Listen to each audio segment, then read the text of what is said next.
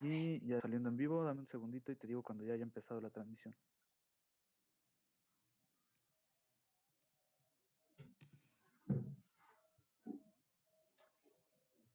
Y ya estamos en vivo.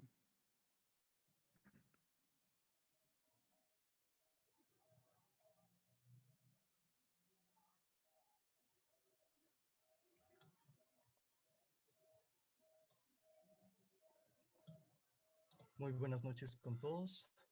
Vamos a tener 2 minutos de espera antes de iniciar para que llegue más gente. Si es posible, nos ayudan compartiendo el live. Muchas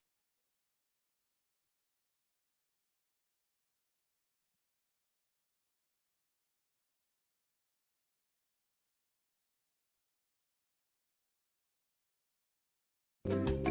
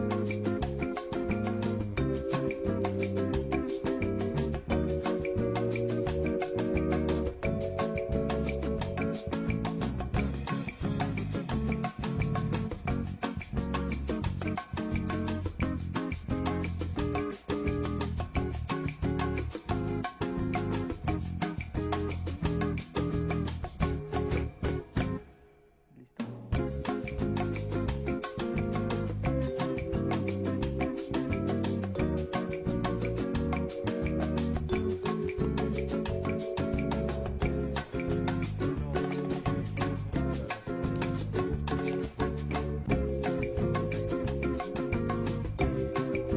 bienvenida al primer foro de participación de estudiantes, la Cámara Internacional de Estudiantes Universitarios.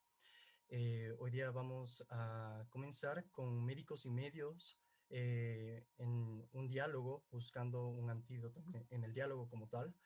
Este es un foro enfocado esencialmente en las generalidades del COVID, un poco de epidemiología, y así crear un poco de bases para lo que va a venir siendo los demás foros y ya no repetir algunos conceptos como tal. Queremos hacerles de acuerdo que este es un foro de estudiantes para estudiantes.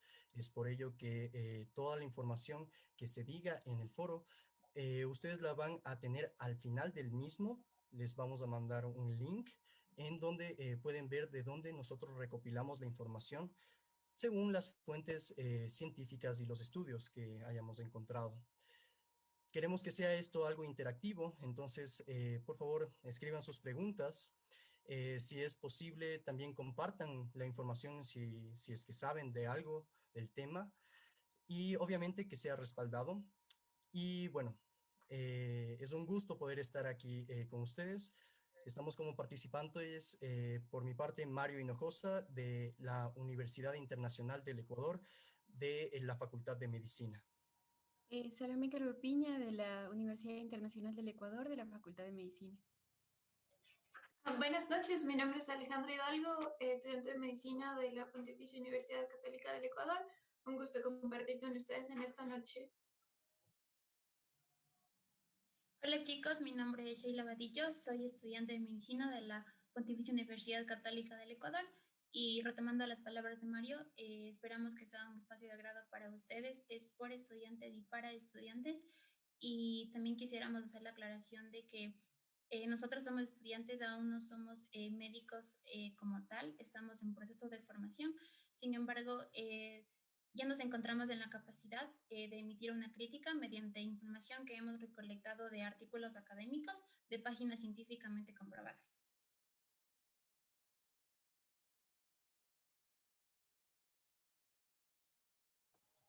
Bueno, iniciando un poco, quiero dar una breve introducción.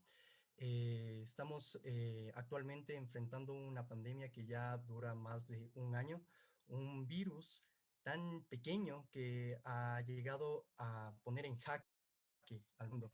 Entonces, creo que debemos primero ir pensando un poco las generalidades del mismo. No sé si Shay me puede comenzar a compartir un poquito de qué se trata este virus, tal vez un mecanismo de acción, qué es, un poquito de eso. Claro, bueno, empezando con generalidades en cuanto a este tema del COVID, poniendo un contexto general, quisiera informarles que ya hasta el momento existen 107.423.000 aproximadamente contagios contabilizados por la OMS, casos confirmados, y alrededor de 2.380.000 muertes aproximadamente.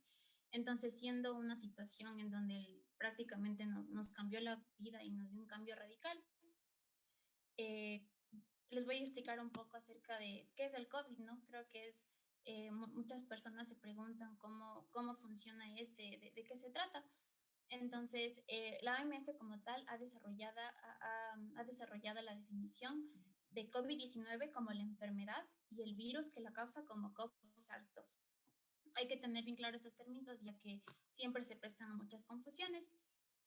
Siendo una de de las preguntas más frecuentes es cómo es que este virus entra a nuestro cuerpo. Su mecanismo es muy curioso, pues resulta que, bueno, no sé si Santi nos puedas ayudar con la gráfica que teníamos preparado, por favor.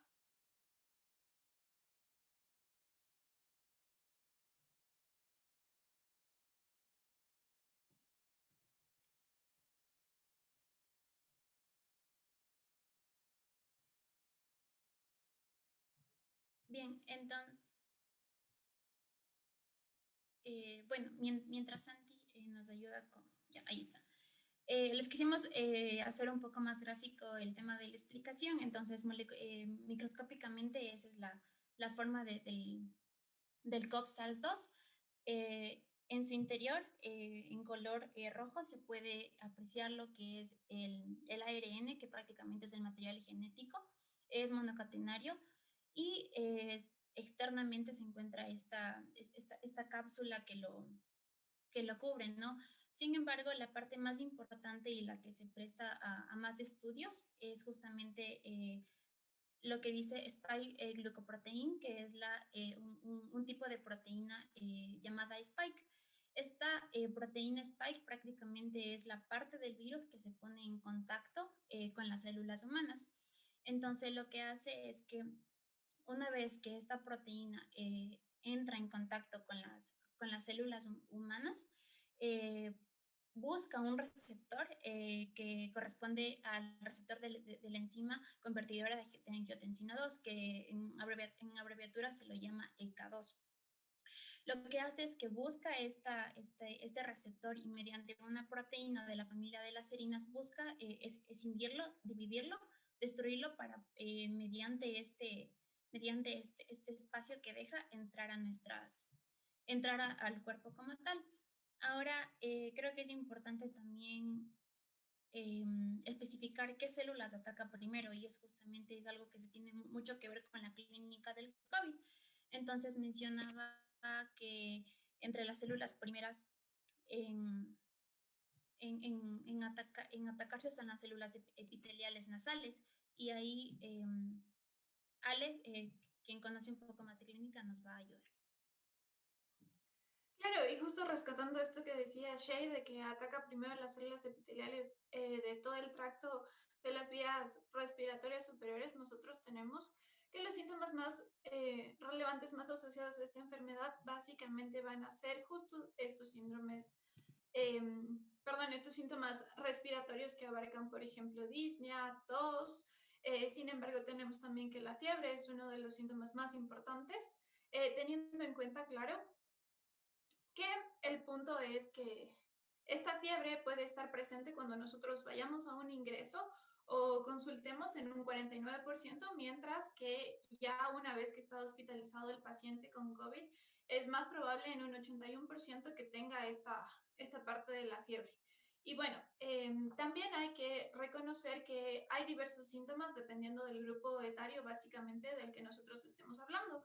Y depende también si es que hablamos, por ejemplo, de personas vulnerables, de adultos mayores que tengan más de 65 años, en donde no solo es más probable que tengamos un caso más grave de COVID, que es aproximadamente el 15% de todos los casos que básicamente van a subir, a progresar a un caso grave, sino que también tenemos otros síntomas más específicos que pueden ser como asociados a esta parte neurológica, no solo la pérdida del gusto y del olfato, sino también, por ejemplo, tenemos este síndrome confusional, que también lo conocemos como delirio, tenemos también la probabilidad de sufrir accidentes cerebrovasculares, también tenemos toda esta parte de la confusión, se afecta también este estado de vigilia y básicamente de la orientación, que es muy importante.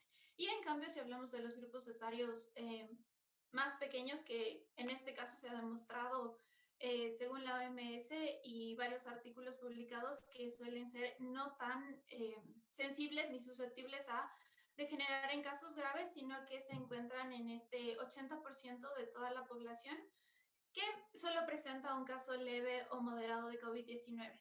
Sin embargo, como les comentaba, esta parte de los niños tenemos síndromes, por ejemplo, este síndrome básicamente de inflamación multisistémica y también esta enfermedad de Kawasaki, que nosotros hemos visto muchos casos en Guayaquil, por ejemplo, que salieron en las noticias. No sé si Mario, Salo, nos pueden ayudar un poco más ampliando la información.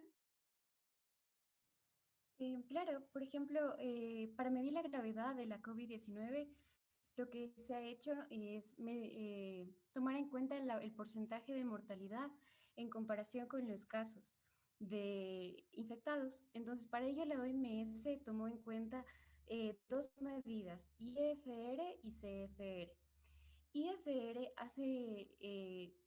recalca a todos los infectados con la COVID-19, es decir, a los diagnosticados y a los no diagnosticados. Por ello, se dice que la mortalidad en todos los casos de la COVID-19 es de 0.5 a 1%. Debemos tomar en cuenta también que no todos los casos se diagnostican, ya sea porque las personas son asintomáticas o tal vez tienen síntomas leves y por ello no acuden al médico. Para ello se tomó en cuenta el CFR. Esto quiere decir el porcentaje de muertos en comparación con todos los diagnosticados. A nivel mundial es de 2.19% y en Ecuador es del 4%. Esto no quiere decir que la COVID-19 sea más mortal en Ecuador, sino que se diagnostican menos casos. Correcto, comparto tu pensamiento, Salo. Realmente creo que hay muchos casos realmente que no se toman en cuenta. Entonces, muchas veces esto puede crear una falsa ilusión de la cantidad de casos que se tiene dentro de un país. Además de eso, siento que hay que agregarle la cuestión que es que una persona, cuando ya supera la fase activa de la infección, obviamente pueden quedar residuos virales que al momento que se hace una PCR nos puede dar un falso positivo. Entonces, obviamente esto se puede comprobar mediante otros estudios. Sin embargo, también nos puede opacar un poquito que pueda presentar sintomatología. Entonces me van a preguntar cómo es que un paciente que ya superó la fase infectiva del COVID y ahorita solo tiene el material residual, digamos, han pasado 30 días, eh, ¿cómo es que va a presentar síntomas? Y es porque hay un alto porcentaje de personas que presentan síntomas post-COVID. No sé si Santi nos puede ayudar con el gráfico de barras, por favor. Bueno, de por sí tenemos que la fatiga es uno de los síntomas más comunes y frecuentes que se presenta en síntomas post-COVID. Estamos hablando de que estos se pueden evidenciar 3 semanas después de la fase activa o hasta 3 meses.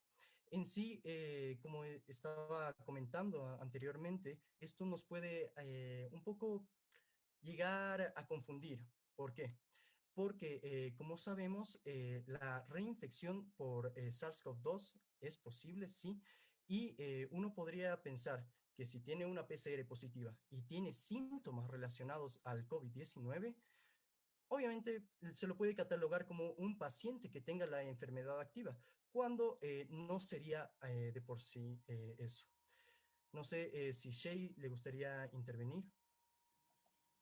Sí, claro. Bueno, rescatando un poco el tema de cuándo se considera un virus activo y un poco especificándome más en las superficies, porque creo que es algo que muchas personas desconocen y justamente es el hecho de que, digamos, una persona piensa que por el hecho de que tal vez tocó una superficie, como que el virus que está ahí, como que, como que le va a infectar. Sin embargo, han habido estudios clínicos que han demostrado que si bien es cierto, el virus sí se encuentra en las superficies. Sin embargo, lo que no se ha logrado demostrar hasta el día de hoy es que si ese virus se encuentra activo, si es activamente patógeno, es decir, que si este se encuentra en la capacidad de infectar a los demás. Entonces, creo que eso es algo que deberíamos aclarar con la gente, porque creo que hay esa confusión muy frecuente, al menos a mí me ha pasado que muchas, incluso mis familiares que son como que, bueno, no son del área de la salud, como que piensan eso y creo que es necesario aclararlo. Correcto, Salomé, ¿tienes algo que decir? Claro, por ejemplo, en cuanto a los virus, si es que son infectivos o no, o sea, si es que están en su etapa de replicación o no, debemos tomar en cuenta que incluso el virus se encuentra en varias secreciones, como por ejemplo semen, sangre, también las secreciones oculares, pero esto no quiere decir que el virus, por ejemplo, que se encuentra en las heces, incluso mucho más tiempo que en el tracto respiratorio es detectable el virus en las heces, esto no quiere decir que el virus sea infectivo o que tenga una transmisión fecal oral o que tenga una transmisión sanguínea. Esto quiere decir solo que el virus se encuentra presente y es detectable a nivel de estas secreciones y por eso debemos evitar como tergiversar esta información, recordando que la principal forma de transmisión del virus es a través de gotitas respiratorias, es decir, partículas virales que usualmente se transmiten cuando uno habla, estornuda o incluso tiene tos. Y estas partículas se transmiten durante como 2 metros, por ello es muy importante mantener el distanciamiento social y el uso de mascarillas y otros métodos de prevención. Muchas gracias. Aquí Ramón Nepas nos escribe, pregunta, ¿qué es falso positivo? Bueno, falso positivo es cuando una prueba médica nos refleja un resultado positivo de la presencia de una enfermedad que realmente no está como tal. Eso es lo que digo de que a veces hay estos residuos virales que aunque ya pasó la etapa de infección primaria, aún sigue dando positivo hasta alrededor de unos 30 días. Bueno, retomando lo que Salomé estaba hablando, es creo que importante recopilar y ir hablando de la historia, cómo es que nacen las mascarillas. Entonces, las mascarillas ya se les estaba dando un uso en 1347, ya en la peste bubónica. Es clásico recordar, Santi, no sé si me puedas ayudar con la imagen número 4, me parece. Es clásico recordar estas mascarillas que son en forma de pico, alrededor de 15 centímetros, que utilizaban los médicos en esa época. Pero, pero esta era para evitar en sí los males olores, porque tenían ahí la teoría miasmática. La teoría miasmática que decía que aquellos males olores son los que transmiten en sí las patologías, ya sea clamidia, ya sea la peste bubónica, entre otras. Entonces, lo que ponían dentro de estas máscaras eran perfumes y rosas para que así estos olores no ingresen. Entonces ya ahí comenzamos a ver como que ya más o menos la idea de que la máscara sirve para protegernos a nosotros, ya de por sí.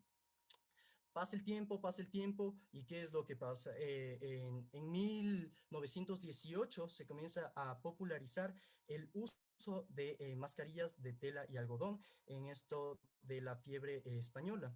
La fiebre española en sí cobró alrededor de 50 millones de vidas y realmente ya voy a dar las características de cada una de las mascarillas que podemos tener. Realmente no llegó a ser de mucha utilidad el uso de estas mascarillas.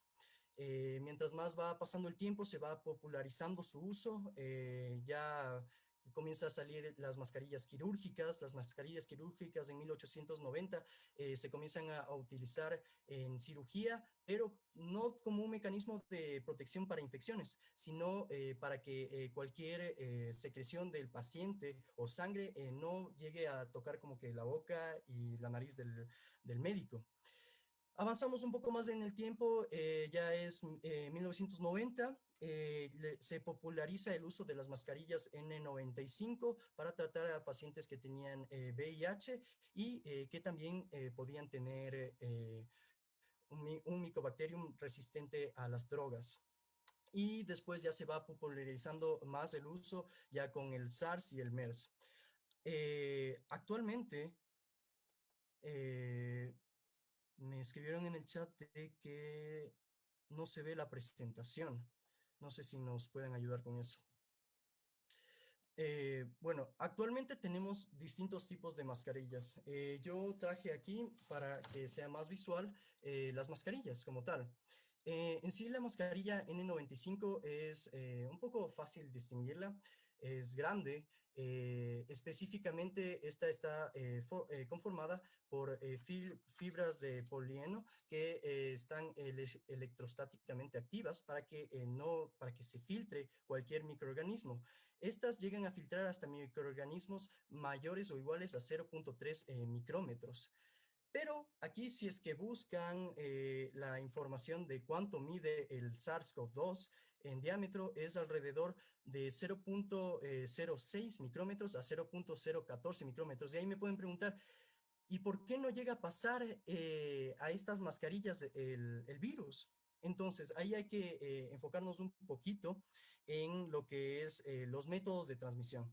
Entonces, sabemos de que cuando nosotros hablamos o tosemos, botamos gotitas o fómites, como les llamamos, que viajan a través del aire y que pueden impregnarse en la mascarilla. Gracias al movimiento browniano, que es el movimiento de partículas dentro de un medio, ya sea acuoso o gaseoso, genera que el virus quede atrapado en el filtro de la mascarilla y no logre pasar. De por sí, estas mascarillas son algo incómodas porque se sabe que son bastante apretadas, no permiten respirar de manera correcta. Y de por sí, estas mascarillas no, eso es lo importante, su sello hermético, que esté bien pegado al puente nasal y también a todo lo que es el mentón y las mejillas, para que así ningún microorganismo nos vaya a contagiar. De por sí, estas se puede ayudar o alargar su vida útil mediante mascarillas, ya sea quirúrgicas o de tela. Estas mascarillas quirúrgicas son específicas porque se componen de tres capas. Dos capas externas que son de tela y una capa intermedia que se usa como de filtro. Llega a tener una eficacia casi desde hasta el 98%, en algunos estudios lo dicen así. Sin embargo, baja muchísimo esa eficacia ya que no llega a acoplarse de manera adecuada y hacer un sello hermético para que no ingrese ningún tipo de aerosol a nuestro tracto respiratorio. Eso es importante acotar. Otra cosa importante es que este tipo de mascarillas solo se las debe utilizar una vez y su vida media puede variar de 3 a 8 horas según la temperatura y el ambiente donde nos encontremos. Finalmente tenemos este tipo de mascarillas, las mascarillas de tela, que tienen un porcentaje muy bajo de eficacia realmente. En algunos estudios ponen que el 97% de las partículas llegan a traspasar esta mascarilla y realmente no sirven más que solo para utilizar modelos distintos. Pero en varios artículos dicen que este tipo de mascarillas es un símbolo psicológico, un símbolo en el que a mí me gustaría que en los comentarios me pongan qué significa para ustedes ponerse una mascarilla. Ponerse una mascarilla significa que al momento que salgo voy a estar pendiente de mi alrededor, de tomar mis 2 metros de distancia, de después de regresar a la casa lavarme las manos, o realmente me da una seguridad y confianza total. Y ya hay muchos estudios que dicen que el uso de las mascarillas hace que las personas pierdan un poquito el lavado de manos, el distanciamiento social. Entonces, a mí me gustaría saber cómo ha ido evolucionando esto para ustedes. Al inicio, si es que les parecía un poco terrorífico esto de utilizar las mascarillas, salir y tomaban todas las medidas de protección. ¿Y cómo es ahora? Si es que ya se han llegado por, entre comillas, a acostumbrar a utilizar las mascarillas y ahora se sienten completamente seguras con ellos y un poco han llegado a disminuir la vigilia en los métodos de bioseguridad. A ver, Bueno, Alejandra, no sé si quieras comentar algo. claro, justo tenemos una pregunta del chat que nos dicen al usar doble cubrebocas, ¿cuál debe ir al exterior?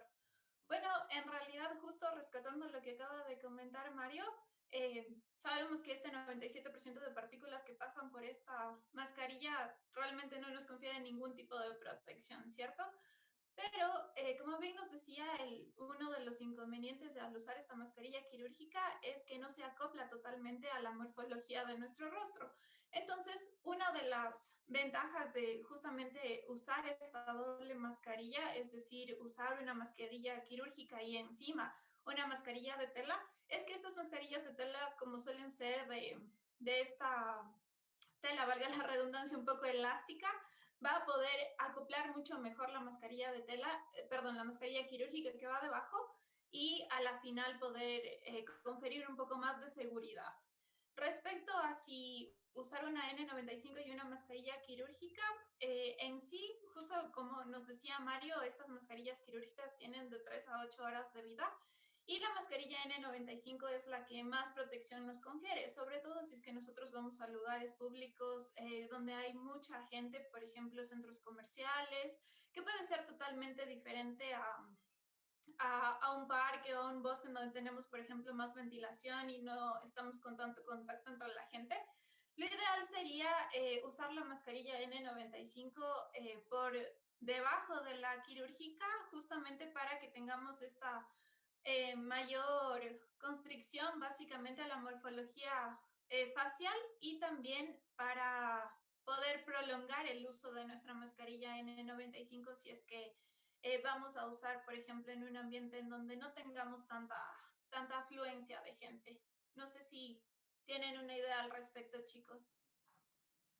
Sí, justamente hablando un poco y tocando el tema de las mascarillas, si bien es cierto, tanto se buscó mecanismos de protección inicialmente para el virus que se conocía, para el tipo de virus que se conocía. Sin embargo, hoy tenemos claro que ya existen 3 tipos de mutaciones diferentes que mencionaba que era la de Sudáfrica, la de Reino Unido y la de Brasil, ¿no? Entonces, tal vez, Salo, me estaba comentando el otro día que conocí un poco de esto. Bueno, en cuanto a las mutaciones, debemos tomar en cuenta que una mutación es una alteración del material genético de los aminoácidos de un virus. Recordando lo que decía Sheila en un principio, el SARS-CoV-2 es un virus que tiene el material genético de ARN. Estos virus tienen mutaciones muy comúnmente y la mayoría de mutaciones son mutaciones neutrales. Esto quiere decir que no afectan, es decir, que no le dan una ventaja o una desventaja con respecto a las otras cepas. Ahora, es bien sabido que tenemos a la proteína S que comentábamos en un principio. Esta es la proteína que se va a unir a la célula huésped, es decir, a la célula humana. Usualmente se dan varias mutaciones en estas proteínas que aumentan la infectividad o la capacidad de transmitirse del virus. Entonces, dentro de estas mutaciones tenemos, por ejemplo, la variante de Reino Unido. En la variante de Reino Unido llamada B117 se encuentra una mutación en esta proteína S de unión al receptor que se llama N501Y.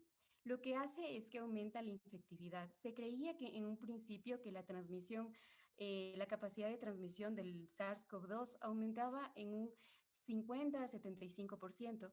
Según el Public Health England, este porcentaje en realidad es de un 25 a 40%.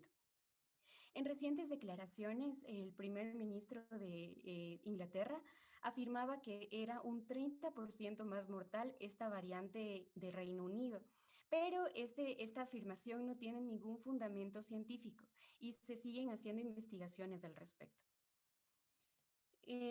Como saben, también tenemos dos variantes comunes mencionadas en los medios. Entre esas variantes tenemos a la variante de Sudáfrica, B1-351, y también a la variante de Brasil, la P1. Estas dos variantes, observando el gráfico, tienen una mutación en común. Esta mutación es la llamada E484K. Es una mutación en esta proteína S o proteína Spike que se encuentra en el SARS-CoV-2. Esta mutación es importante ya que afecta la actividad de los anticuerpos, es decir, de las moléculas protectoras que desarrollamos tras vacunarnos o tras infectarnos. ¿Qué quiere decir esto? Que según varios estudios podría disminuir la efectividad de las vacunas, si es que llegamos a tener contacto con estas variantes, tanto de Sudáfrica como de Brasil.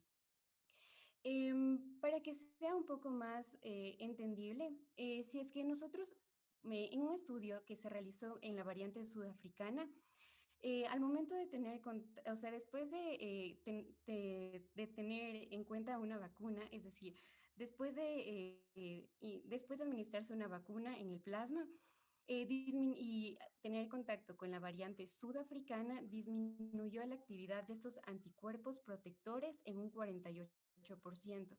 Esto no quiere decir que la vacuna ya no sirve con estas variantes, sino que la vacuna se vuelve menos efectiva. Bueno, también tenemos otra mutación, un polimorfismo con un nombre medio extraño, que se llama el polimorfismo D614G. Para que tomemos en cuenta este polimorfismo, es el más común en el mundo. Apareció en febrero del anterior año y ahora abarca a todo el globo mundi en sí. Esta mutación se caracteriza porque hay un cambio de un aminoácido y usualmente no se asocia a una mayor gravedad de la enfermedad, sino se asocia a una mayor carga viral, es decir, mayor número de partículas virales detectadas dentro de nuestro tracto respiratorio, dentro de nuestra orofaringe.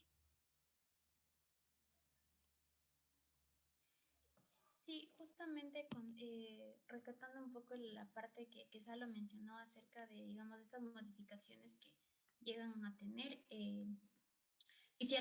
Recuerdo un dato que leí en un artículo que salió en Dynamic acerca de que existe cierto cambio en cuanto a la morfofisiología que tienen los niños.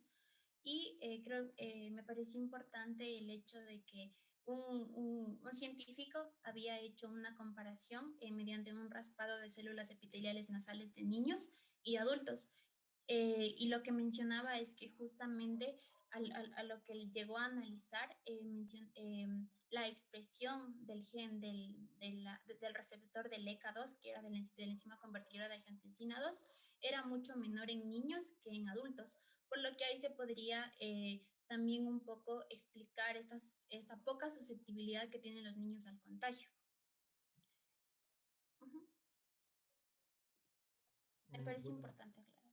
yo también creo que es importante un poquito recalcar los mecanismos de mutación que pueden tener los virus. Entonces, en total tenemos alrededor de 3 mecanismos específicos mediante el coronavirus puede llegar a replicarse. El uno es mediante un error de replicación intrínseca. El otro es mediante una recombinación de 2 linajes. Y el tercero, el que se considera que está jugando un rol importante dentro del linaje B117, es cómo la modificación de la edición del ARN de nosotros, cómo llega a este sistema de modificación de ARN, cómo llega a modificar al virus.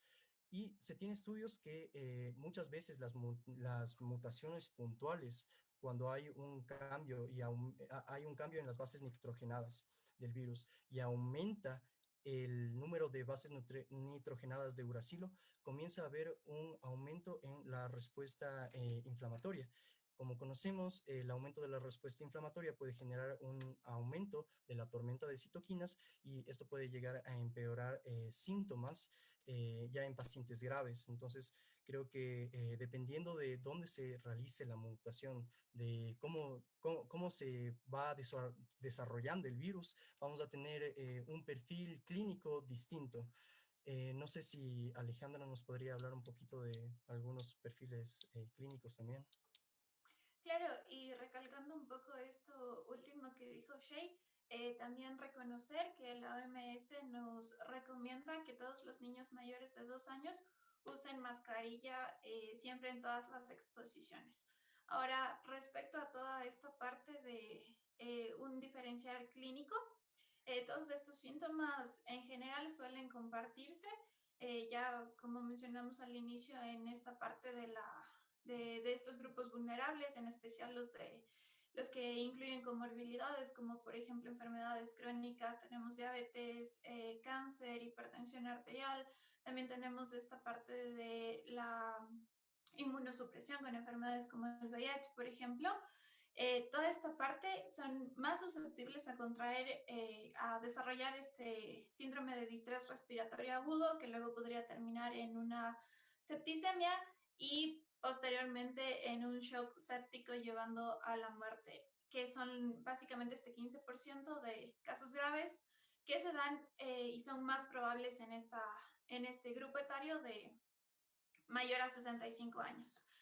Respecto, por ejemplo, a las personas gestantes embarazadas, que se ha hablado mucho también, hay bastante controversia respecto a si la lactancia se debe mantener o, por ejemplo, si en el embarazo existe algún tipo de transmisión vertical, que es lo que nosotros llamamos el momento del parto. Respecto a eso, no existen muchos estudios que determinen definitivamente si es que existe o no existe una transmisión vertical, pero siempre se habla de básicamente todas estas medidas de usar mascarilla, distanciamiento social, en este caso sería entre la madre y el bebé, siempre mediando esta parte de analizando el riesgo-beneficio que podría traer esta separación en momentos tan críticos como es esta lactancia menor. Y justamente como recargando una idea que decía Salo, no se ha encontrado el virus hasta actualmente en la leche materna. Entonces, tanto el CDC como la OMS recomienda que se mantenga la lactancia, aún así la madre haya pasado por un periodo de infección de COVID. Respecto a los niños, justamente por esta parte que nos decía Shay y Mario respecto a estas mutaciones, básicamente tenemos que los síntomas en niños, el más prevalente según información de Access Medicina, tenemos que en un 49% es la tos. Tenemos síntomas, por ejemplo, como el eritema faríngeo, que no se ve tanto en adultos, que es media alrededor del 46%. Tenemos fiebre en el 42% y mayor a 39 grados en el 9%. Y en cambio tenemos esta nueva parte de síntomas que son básicamente gastrointestinales, en donde tenemos diarrea y vómito, que generalmente no suelen verse muy frecuente en este grupo etario de las personas jóvenes. Y como última parte, recalcar que tampoco ha habido una diferenciación clínica tanto en mujeres gestantes como en personas en edad fértil. Básicamente los síntomas suelen ser generales, pero en los niños es un poco menos grave. No hay tantos casos que progresen. Obviamente estas instancias de neumonía, síndrome de distrés respiratorio, sepsis, etcétera, que ya hablábamos. Pero en los niños, en cambio, tenemos también esta parte de este síndrome similar a la enfermedad de Kawasaki y también este síndrome inflamatorio multisistémico que afecta tanto a niños como a adolescentes, considerando que adolescentes el punto clave es básicamente 21 años. Entonces, eso respecto a estas variaciones clínicas en los grupos etarios. A mí me gustaría retomar algo que estabas diciendo respecto a las embarazadas.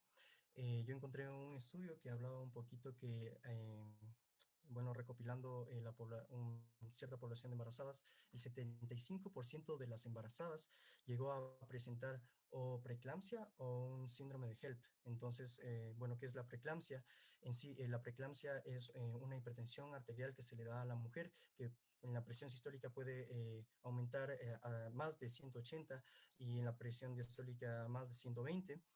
Puede elevarse muchísimo, puede tener proteinuria, puede tener un edema periférico, puede tener hinchadas las manos y los pies. Y el síndrome de HELP, que es por sus siglas, que es un aumento, o hemólisis, es un aumento de las enzimas hepáticas y finalmente es la proteinuria que se puede ver. La proteinuria es la cantidad de proteína que se puede encontrar en la orina como tal. Entonces, como que sí hay un poquito de dificultad, como tú dices, especialmente, claro, mucho más en pacientes con enfermedades crónicas, diabetes, hipertensión, hasta personas inmunodeprimidas, va a generar sintomatología mucho más grave. Obviamente, esos son los pacientes que llegan a ser ingresados según los estudios. Pero también no podemos descartar la posibilidad de que las personas jóvenes que no tienen alguna predisposición genética o comorbilidad puedan adquirir una enfermedad mucho más fuerte y puede estar relacionado tanto a las nuevas mutaciones del SARS-CoV o posiblemente a otros tipos de factores. Tampoco hay que olvidarnos del ambiente como tal. Salomé, ¿quieres agregar algo? Sí, justo hablando de los jóvenes asintomáticos, ¿por qué es importante tener en cuenta a los pacientes que no tienen síntomas? Es por la probabilidad de transmisión del virus. Según varios estudios, se sabe que las personas que no tienen síntomas, es decir, que son asintomáticas o las que están en un periodo previo a desarrollar síntomas, es decir, presintomáticas, tienen una menor probabilidad de transmitir el virus. Pero ¿cuál es el problema con ello? Las personas sin síntomas tienen menos probabilidad de aislarse y por ello, pese a que tienen menor probabilidad de transmitir, como tienen contacto con más personas, puede que infecten a estas personas y por ello, según datos de la CDC, se cree, aunque no se tiene con certeza el dato, pero o sea, se cree que la CDC dice que el 59% de pacientes que han sido infectados con SARS-CoV-2 y han desarrollado la enfermedad COVID-19 han sido infectados por personas sin síntomas, ya sea asintomático o presintomático. Sí. Sí, justamente yendo a este tema del perfil clínico que hablaba Ale en grupos minoritarios y bueno, también un poco hablando acerca de los niños, mencionaba que generalmente en lo que es los niños, muchos autores en los papers que iba leyendo a menudo mencionaban que incluso por por la alta tasa de morbilidad que los niños contraen en cuanto a infecciones respiratorias, eh, se hablaba tal vez de una inmunidad como que cruzada, como para ponerlos un poco en términos un poco más simples, hablaba el hecho de que se relacionan tanto con este grupo de coronavirus que generalmente causan infecciones respiratorias de vías altas, tal vez ya creen cierta inmunidad para que en el caso de que tengan COVID, tal vez como que o su efecto no sea muy fuerte o tal vez ya tengan los anticuerpos creados ante este. Y volviendo al tema de de este perfil clínico de grupos minoritarios, mencionaba que uno de los datos importantes es que generalmente las poblaciones más susceptibles a que contraigan COVID y mueran es justamente ciertos grupos minoritarios como son los afroamericanos, los de raza negra, más hombres y mujeres. Mencionaba que generalmente se da 4.6 veces mayor a lo que se daría en gente de etnia blanca, por así decirlo. Y decía que una pura prueba de todo esto es que justamente en Brasil, si recordamos inicios de la pandemia en Brasil, la cantidad de muertos y de enfermos superaba, era sumamente alta. Y es porque justamente en Brasil la cantidad de minorías étnicas es muy alta. Y bueno, concuerdo totalmente con Shay y retomando un poco la idea de Salomé, que nos recordaba cuándo es que nosotros podemos ser contagiosos y también esta idea de las maneras de transmitir el virus y en las que nosotros nos podemos contagiar, tenemos que recordar que generalmente estas personas que pueden ser presintomáticas o asintomáticas, ya cuando tenemos asintomáticas, ya cuando tenemos el virus en sí, al menos unos 2 a 3 días antes de que los síntomas aparezcan, que los primeros generalmente suelen ser estos relacionados en la parte neurológica, como la pérdida del gusto y la pérdida del olfato, tenemos una mayor probabilidad de contagio. E igual cuando ya se instalan básicamente estos síntomas, tenemos un promedio, según la OMS, de 3 días aproximadamente, en donde es mucho mayor nuestra probabilidad de que contagiemos a alguien. Y con esto me gustaría retomar este tema de las medidas básicamente de protección que nosotros generalmente estamos bastante relacionados, hemos formado una conciencia social muy fuerte y muy rápida, a mi parecer, en nuestro país, específicamente desde que empezamos la pandemia. Y me gustaría también recalcar, así como tenemos toda esta variedad básicamente para protegernos, sería también recomendable revisar los pasos para que nosotros podamos retirarnos de estos equipos de protección que a la final también tienen cierta posibilidad y riesgo de contagio. Entonces, lo más importante y lo que recomienda la OMS siempre es básicamente aplicar la solución alcohólica con un porcentaje mayor a 70% de alcohol. Y si las manos están visiblemente contaminadas o sucias, lo mejor sería ir a esta parte del agua con jabón, que es infalible totalmente y es también algo que podemos acceder la mayoría. No sé si Mario nos quiera compartir un poco más respecto a cómo deberíamos retirarnos la mascarilla.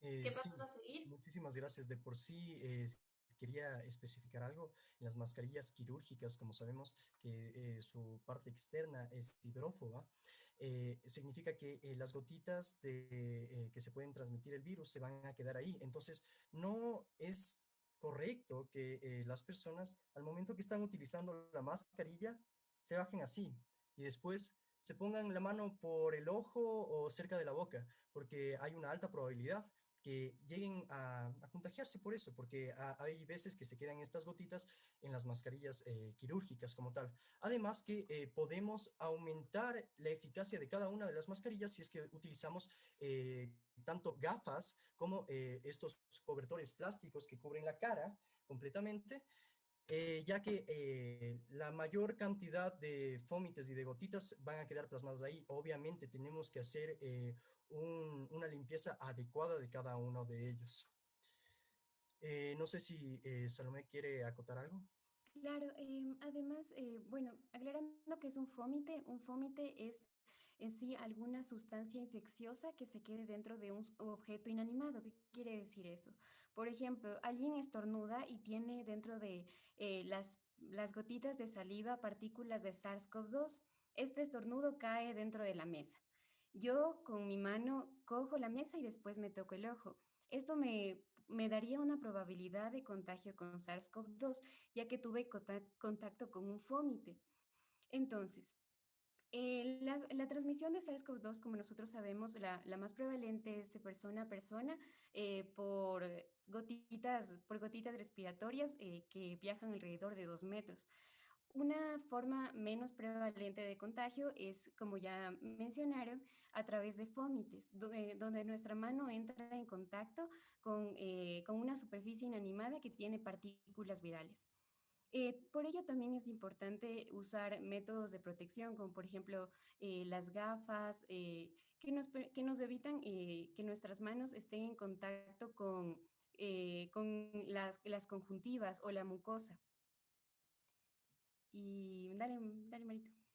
Sí, justamente ahorita tenemos una pregunta y acerca de que creen que existe relación entre el nivel socioeconómico y la cantidad de contagios que se presentan diariamente. No sé si alguno le quiere contestar. Mario, tal vez. O sea, sí podría existir, es mi opinión, ya que muchas de las veces las personas no llegan a tener una información adecuada de cómo generar medidas de bioseguridad.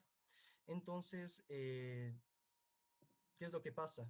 Hay conglomeraciones de gente en un solo lugar, las personas reutilizan muchísimo las mascarillas sin lavarlas, las dejan dentro de la casa, cerca de la comida, se sacan la mascarilla y es porque información pertinente no se ha llegado a estas partes y sí podría tener que ver un poquito con el nivel con el nivel socioeconómico, un poquito también con la educación, pero no me gustaría tanto andar en ese tema.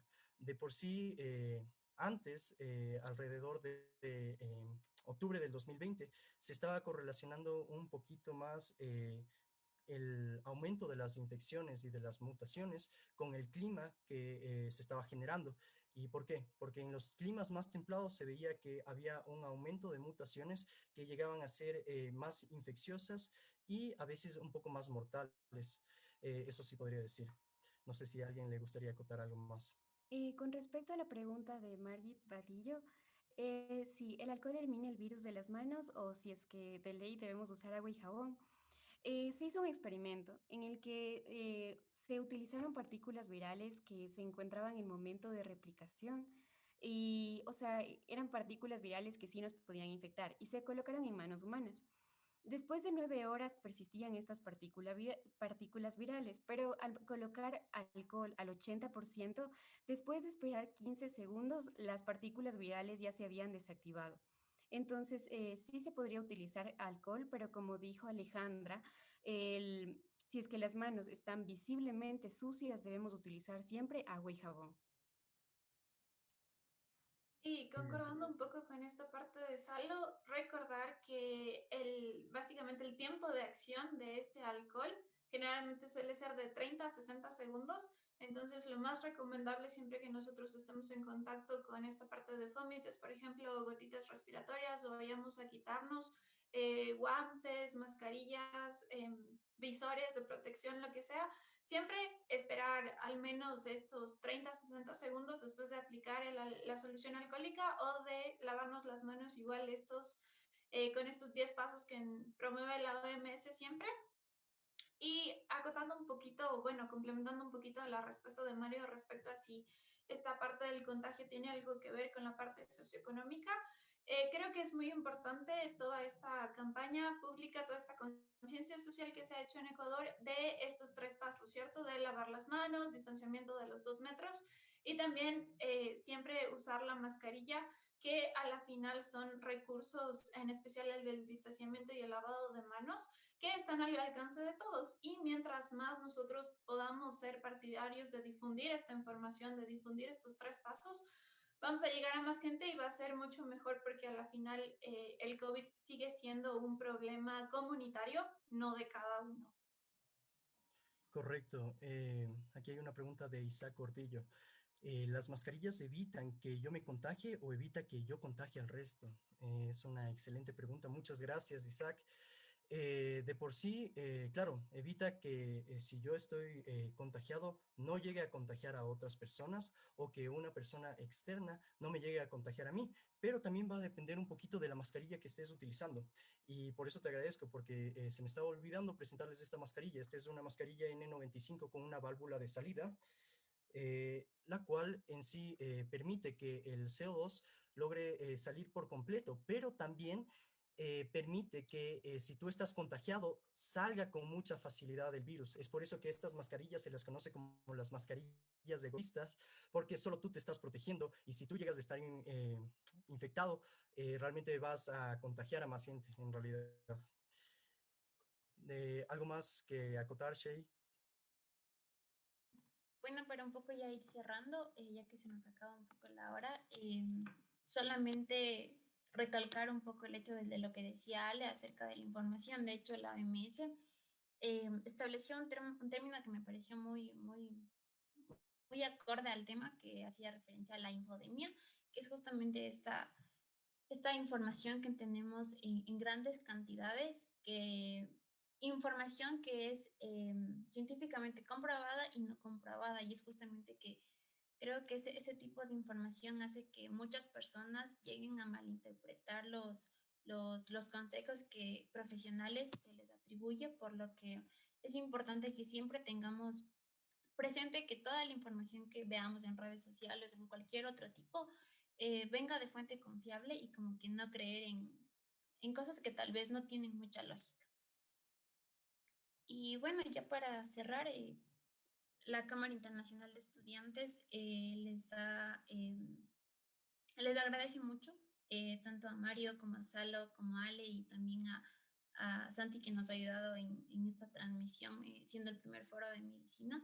Eh, Agradecemos por haber dado este espacio a nosotros. Recuerden que igual es una organización por estudiantes y para estudiantes. Y agradecerles por su tiempo también a los que nos vieron, a los que nos oyeron y pues también informarles que el próximo viernes también vamos a abarcar la segunda parte del foro, es el foro 2 acerca de vacunas, un poco igual, estudiantes como nosotros van a participar de diferentes universidades, por lo que sí les invito a que puedan vernos y escucharnos. Es el tema acerca de vacunas y también algo de fármacos, vamos a hablar un poco de inmunidad y pues eso, y también no está de más también recalcar el hecho otra vez de que no somos completamente doctores ni los mejores tal vez estudiantes de todo el mundo, sin embargo creemos que por cositas así empieza el cambio en todo esto y queremos emitir una crítica sobre temas que también nosotros nos encontramos en la capacidad de hacerlo. Y pues eso, muchas gracias Salo, Santi, Mario, Ale por ayudarnos a construir este espacio. Sí, muchísimas gracias. Todos quedan invitados a también ser parte de la Cámara Internacional de Estudiantes. Agradecemos su atención por esta noche y esperamos que tengan una muy buena semana. Nos vemos la siguiente. Chao chicos. Hasta luego, gracias.